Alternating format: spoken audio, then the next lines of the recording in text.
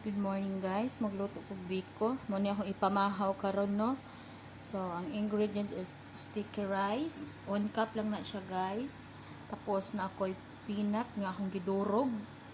And then coconut milk duha kan and duha kakakan. And 1 cup of sugar white. Wala ko'y brown. So I used sugar white.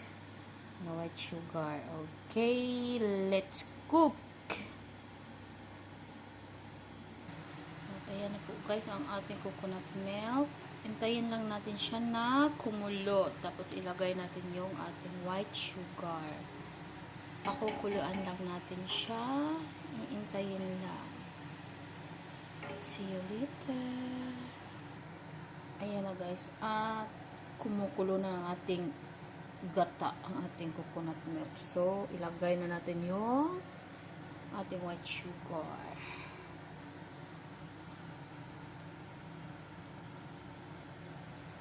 Dali lang po.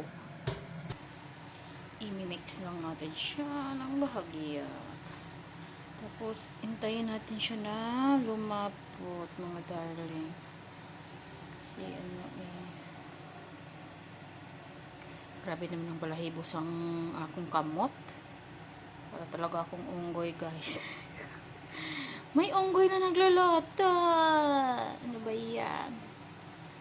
Bahala kayo dyan. Basta, Balbonic Beauty ako. Sana all Balbonic Beauty. Sana all unggoy-unggoy. Okay, hintayin lang natin siyang lumapot, guys. Ang tagal niyang lumapot, guys. Ang tagal niyang lumapot. So, mag-add pala ako ng dinurog na peanut. Tapos, sesame seeds. Optional lang po ito, guys, ha? Inani jud ko magluto. Murag na-twist ba? Optional lang, ha? Kung sa inyo ha, dili mo ganahan, okay ra po. Pero ako ganahan kay ko mga nuts niya. Optional lang din siya, darling, no? Nasa inyo ha, kung butangan ninyo inyo. Basta ako, ani ko magluto biko. Char.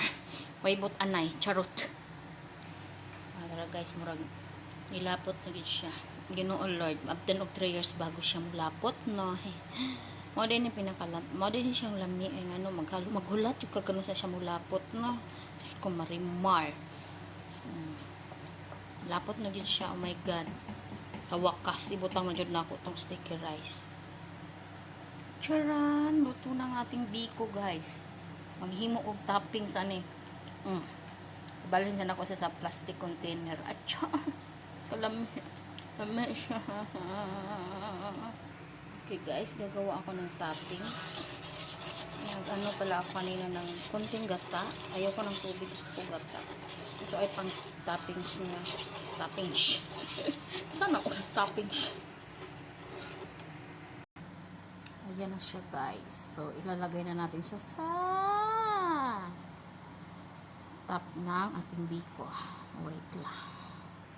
At ito na po ang ating finished product. Charot! Ay, ang ganda niya. Biko pa more.